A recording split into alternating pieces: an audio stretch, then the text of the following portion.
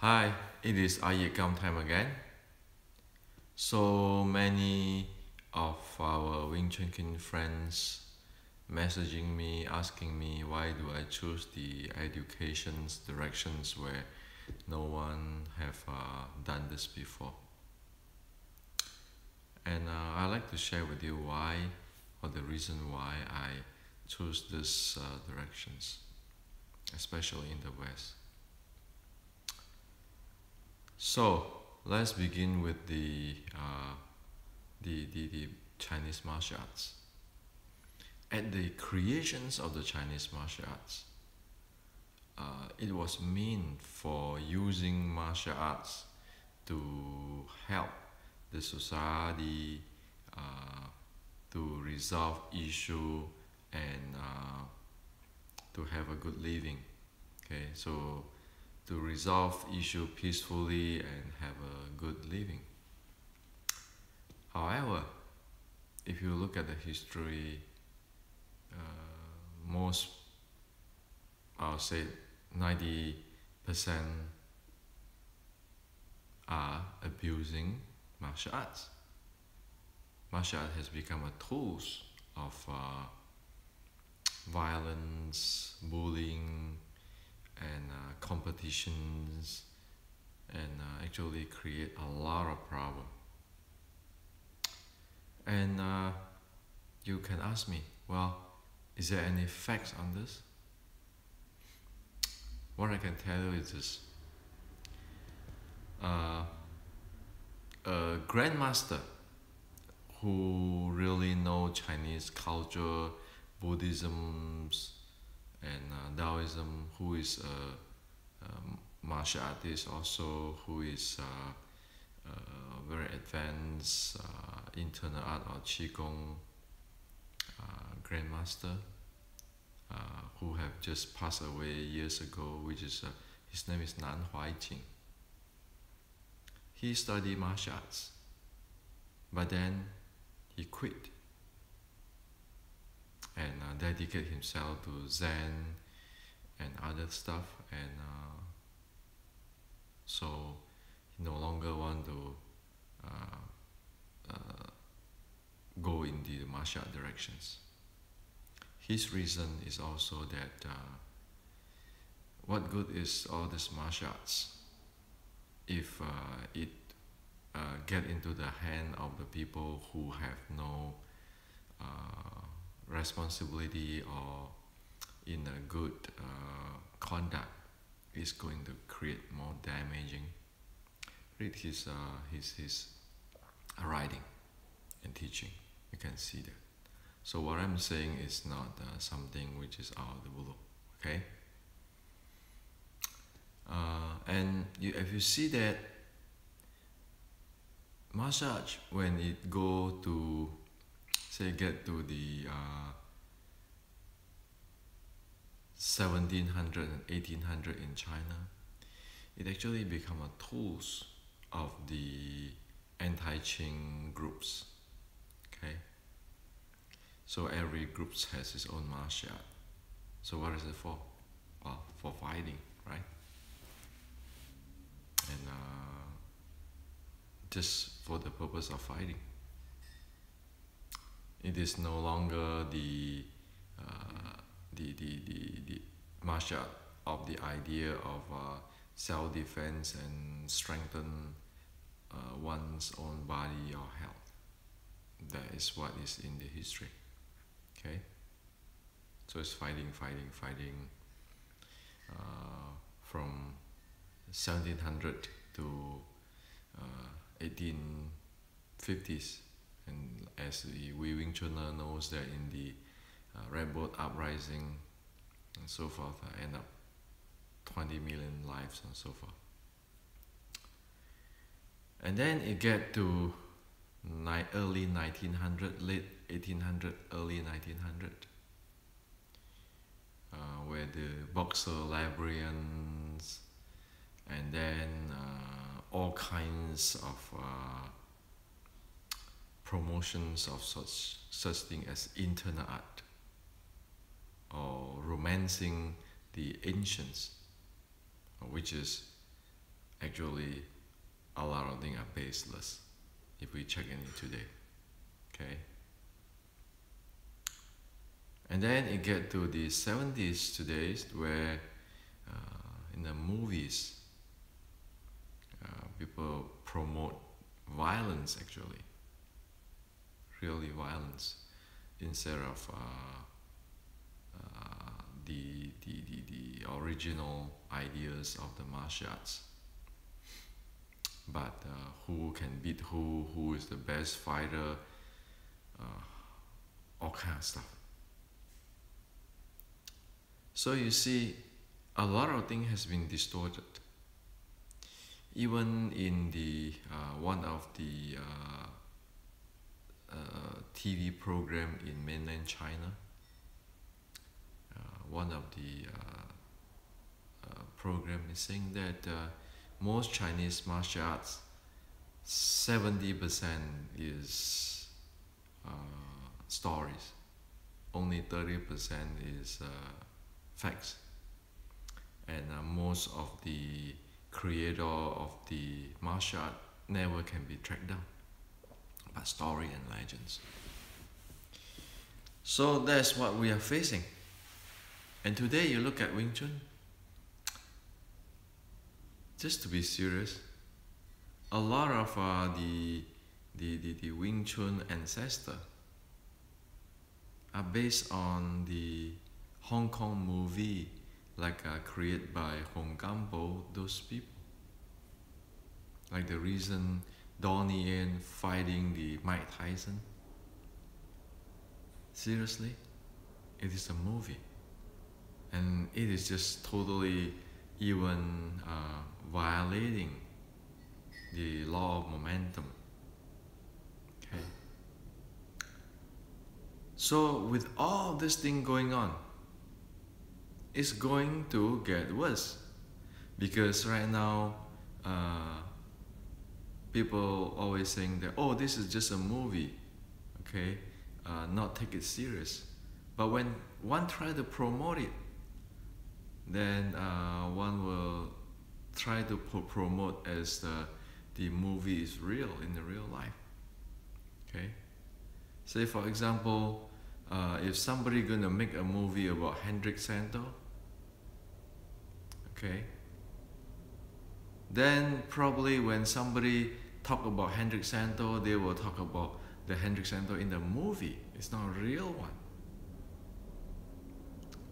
And you might have a fan of millions of people who get heat up by that, stir up by that, to learn what Hendrik Santo do in that movie. It got nothing to do with the real life. Okay? So you can see today there's a whole bunch of romancing the ancient, like the internal art, romancing the Wing Chun Queen ancestors, so forth, and everybody fill their mind with movies. So this is the situations I'm facing today. Should we continue this? Sure, everybody is free to do their own stuff, but I choose not to continue this. Why?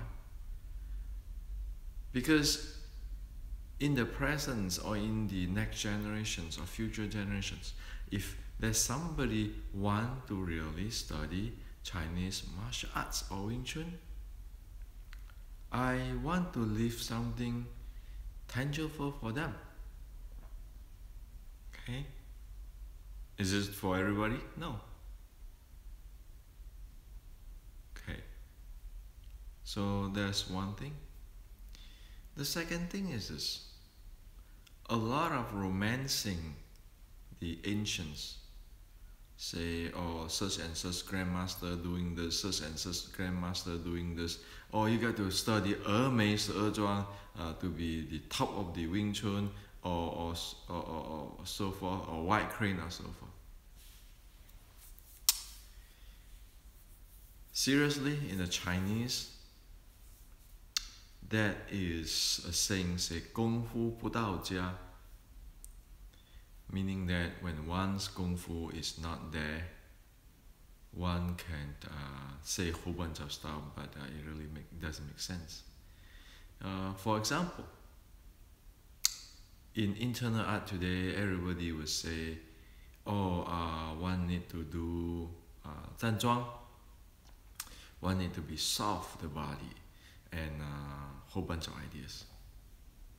But because of their 功夫不到家, or they never really have the 功夫, all are philosophical speculations. Nobody knows what's going on. And somebody might argue with me from here. But let me tell you, just get a very simple example. The 5th stanza of the iYikKam Xiulian say that union in the Dantian area do meridians or do channels sing. Okay?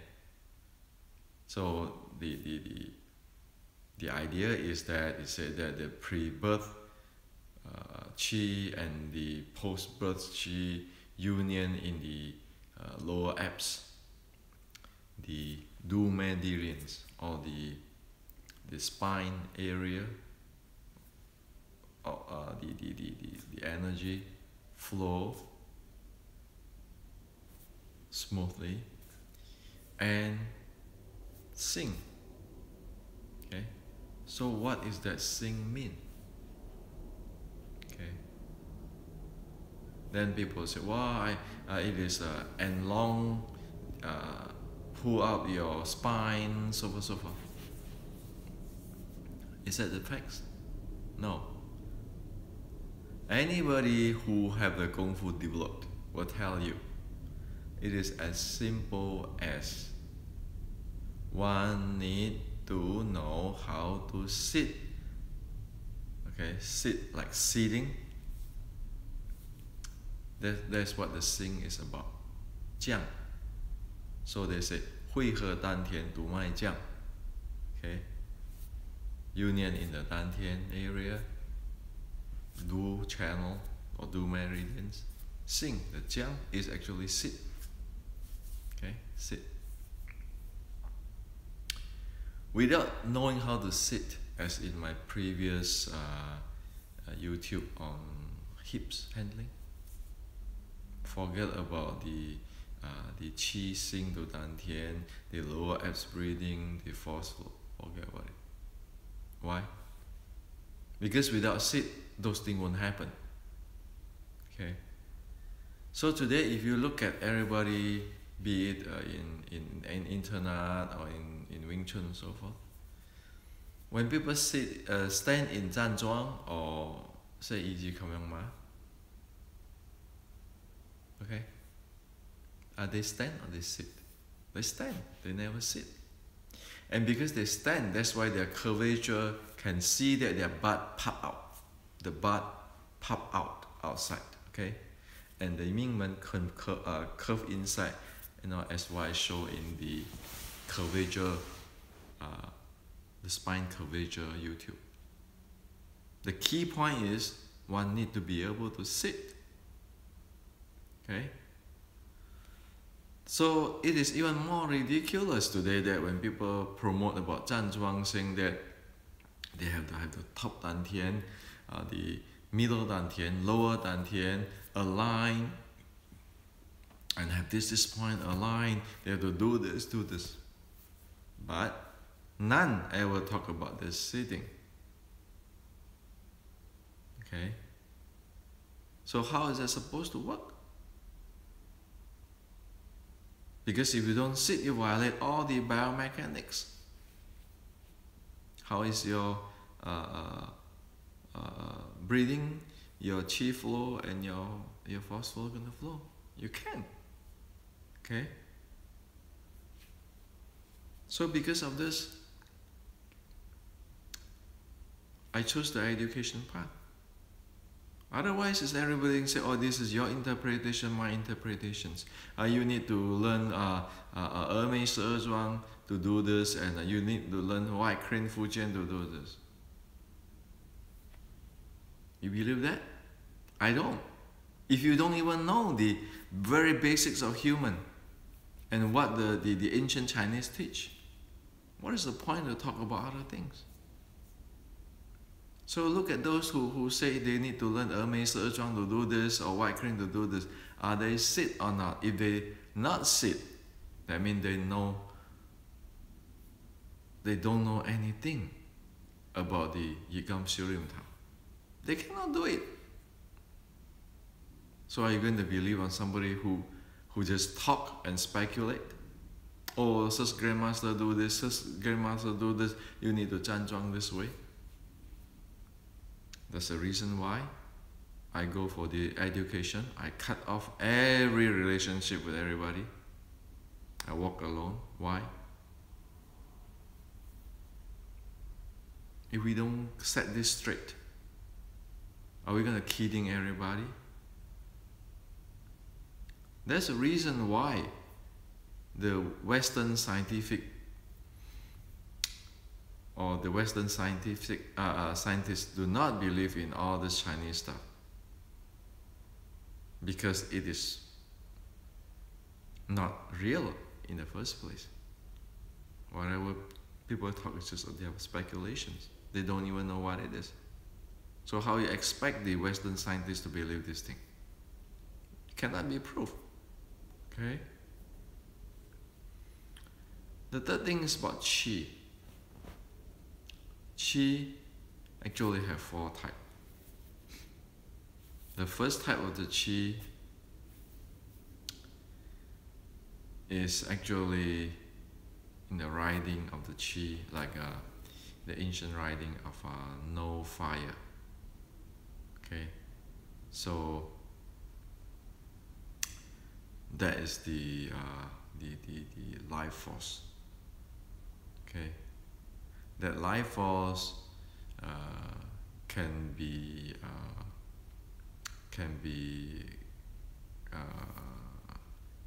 get in touch only when one's in samadhi or stillness.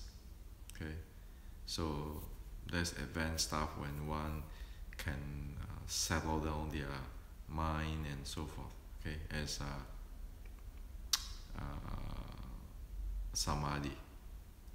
The second type of the qi is the energy of the nature. The third type of qi is the qi when one eating, after one had the food, qi or energy from food. The fourth type of the qi, which is the life force, or the like in yoga, that is the energy. Okay, actually this which is one called zhen qi. So zhen qi actually is the first type of the qi, which is the qi without fire. Okay, or in Chinese called ji. Okay, so they are this much. So if you actually consolidate this 4, the first one is the qi. Okay, the qi without fire. The second is the natural qi. The third is the qi from the food. The fourth is the zhen qi, as what we call it, the meridians and so forth. In the Chinese, the Yellow Emperor Classic, those stuff. The fourth and the first can be consolidated, so you have 3 types. Okay, that's a minimum. So when I'm writing my book talking about the qi, I just say about energy, because there's a lot of things there. Okay, it is not just it's not just the electrical energy, those kind of energy we think about today.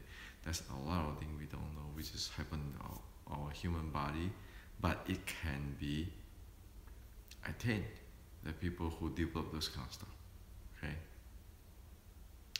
And of course, this is the thing which need to be studied further, because it's about human thousands of years of experience. And you look at from Newton to today, only a few hundred years. So there are thousands of years of stuff which is we need to look into it seriously.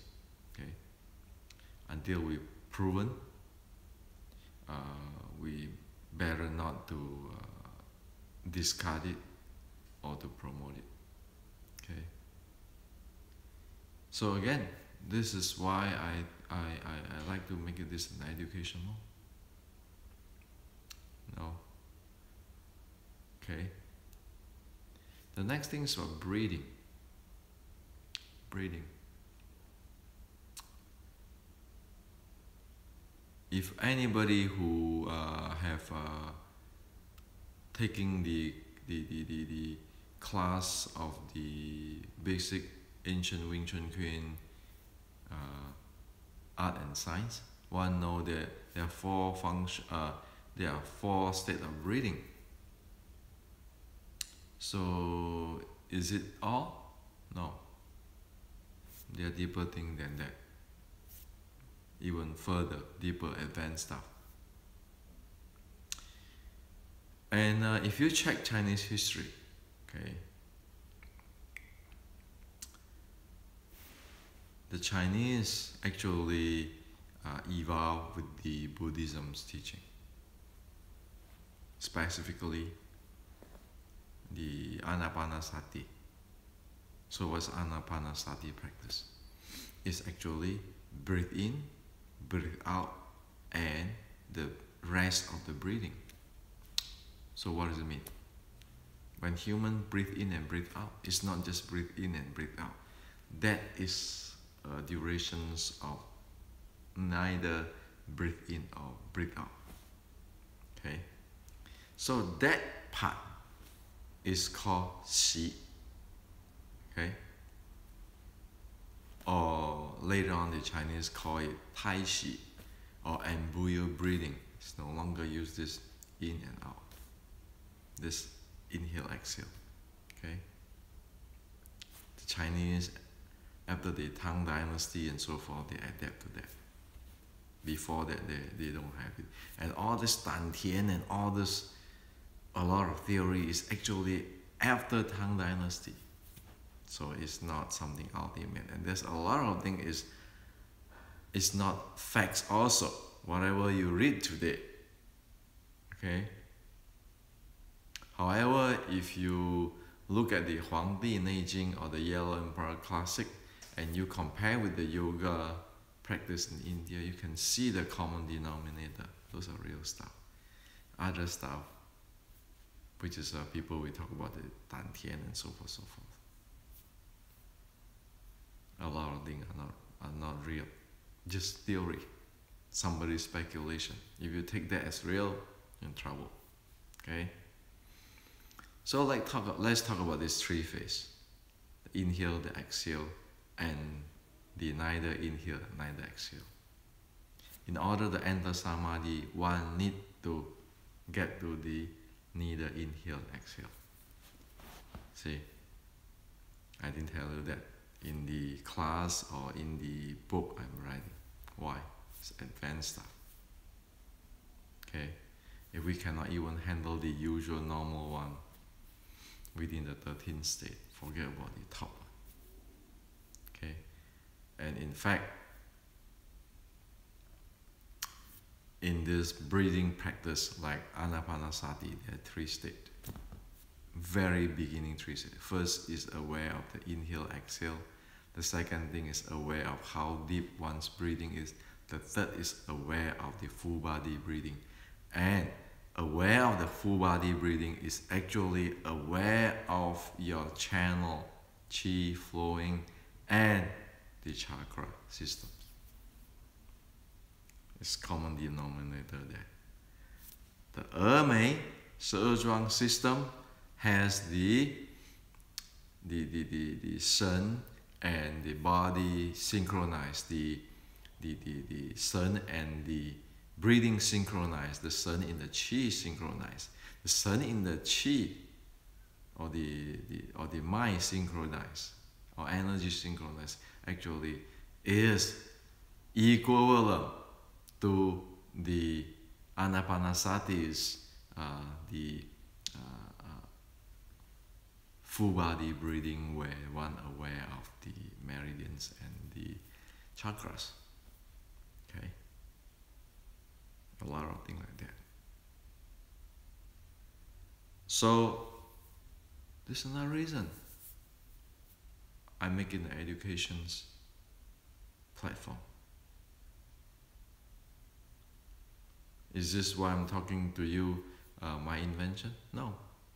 It is all in the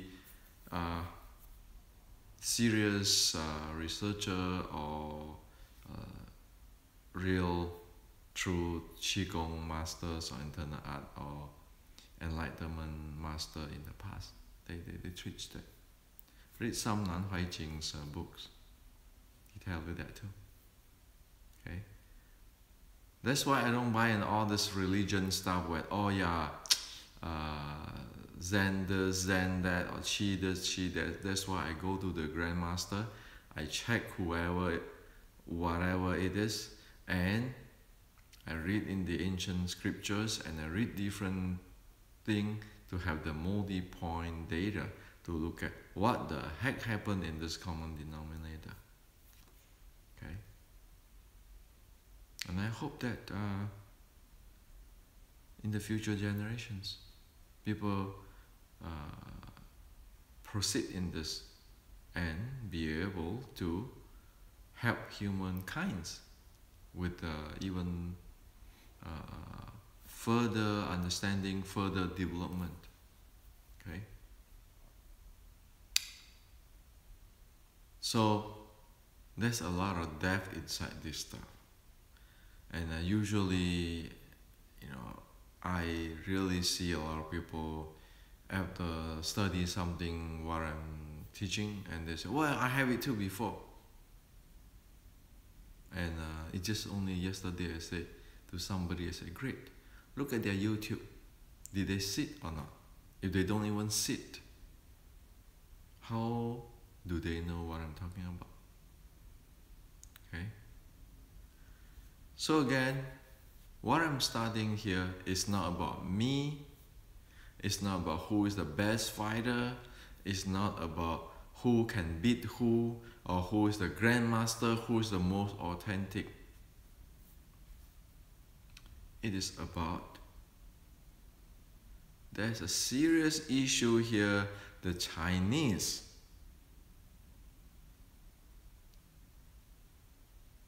even the Chinese, do not clear on what is going on